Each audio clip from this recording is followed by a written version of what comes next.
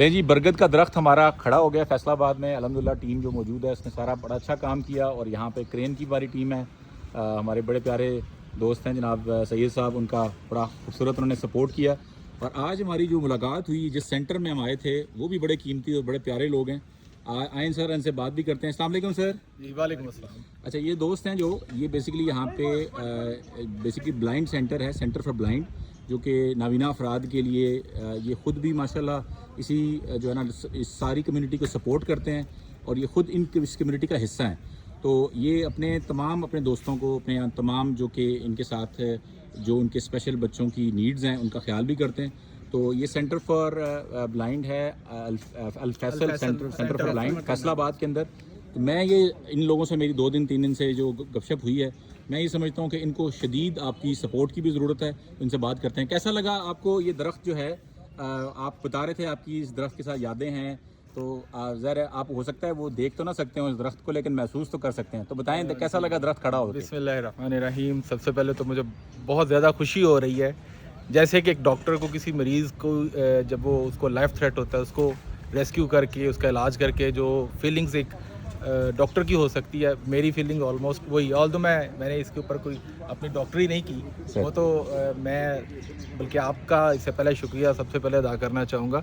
Save the trees जो organisation है, mother साहब ने यहाँ पे आके इस मुर्दा दरख्त को दोबारा से खड़ा किया। और ये आम लोग जो देख रहे हैं उनके लिए भी एक बड़ी एक इंस्पिरेशनल चीज़ है, और मेरे लिए ख़ुद के लिए भी है। जब ये दरख्त गिरा था, इसको देख के मुझे बड़ा दुख हुआ था।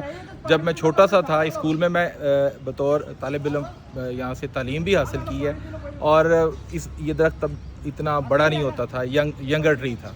तो अब तो ये काफ़ी माशाल्लाह से बड़ा हो गया था। इसको गिरा हुआ देख के बड़ा दुख हुआ था। लेकिन जितना दुख हुआ था जब मदर साहब की ऑर्गेनाइजेशन ने, सेव द ट्रीज़ ने इसको दोबारा से खड़ा किया, वो देख के इतनी खुशी हो रही है कि मैं बता नहीं सकता, मैं बयान नहीं कर सकता।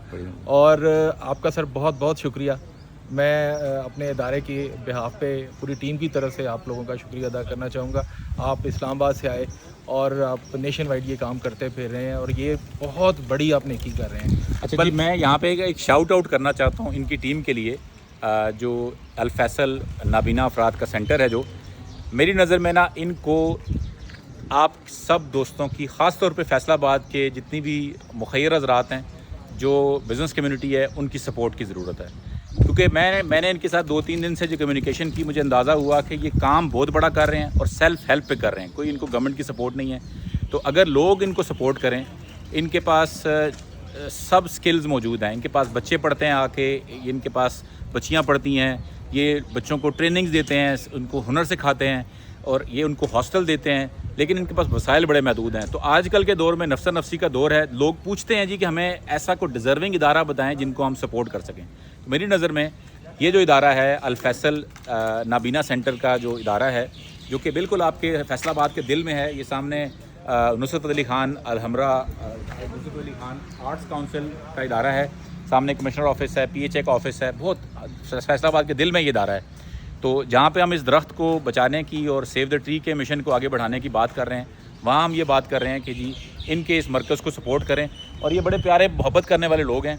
आप अगर अगली दफ़ा आएँ, आपने अपनी कोई मैं ये कहता हूँ कि अगली दफ़ा जब आप कुर्बानी करें तो इनको याद रखें। अगर अगली दफ़ा आपने कोई रमज़ान में कोई आप अफ्तारियाँ करवाते हैं तो इनको याद रखें, इनके पास आएँ, अफ्तारियाँ करवाएं। अगर आपके पास कोई रिसोर्सेज हैं, आप चाहते हैं कि जी आप कोई अपने वालदैन के नाम पे कोई ब्लॉक डेडिकेट करना चाहते हैं, कोई आप इनको इक्विपमेंट देना चाहते हैं, बाकी चीज़ें बाद में, मैं चाहता हूँ कि आप एक दफ़ा आके ना इनका काम देखें, इनसे मिलें।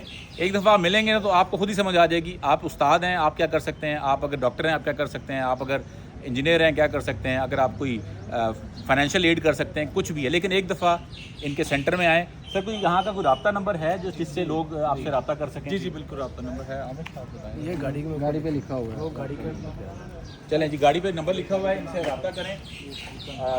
अच्छा, लोकेशन भी बड़ी आसान है, लोकेशन बताएं ज़रा। ये लोकेशन बहुत आसान है। आप जो भी शहर में जहाँ कहीं से भी आना चाहें, कमिश्नर ऑफिस जो फैसलाबाद है उसकी और इस स्कूल की जो वॉल है वो शेयर है, मतलब नेबर में हैं हम बिल्कुल। ये new civil line race course road, नज़ Iqbal stadium Nusrat auditorium hall के बिल्कुल साथ। बिल्कुल ठीक है जी। तो आज का जनाब पैगाम है کہ آج ہم نے نہ صرف ہم نے برگد کا یہ درخت ریسٹور کیا بلکہ ہم نے یہاں پہ فیصل آباد میں نئے دوست بھی بنا لیے، اور یہ ہیں جناب خوبصورت سے دوست.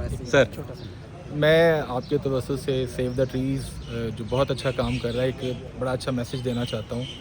میں یہ فارمولہ میں نے اپنی لائف میں اپلائی کیا ہے. میرا خیال ہے کہ ہر انسان کو اس فارمولے پہ عمل کرنا چاہیے کہ ہم جس جگہ پہ رہتے ہیں ہم وہاں پہ سانس لیتے ہیں، اور پھر ہم کوئی جاب کرتے ہیں یا ہم بزنس کرتے ہیں، اس جگہ پہ ہم جا کے سانس لیتے ہیں، اور اس جگہ تک پہنچنے کے لیے ہم جو رستہ اختیار کرتے ہیں اب اس بات ہے ہم اس کو استعمال کرتے ہوئے بھی آکسیجن کنزیوم کر رہے ہوتے ہیں.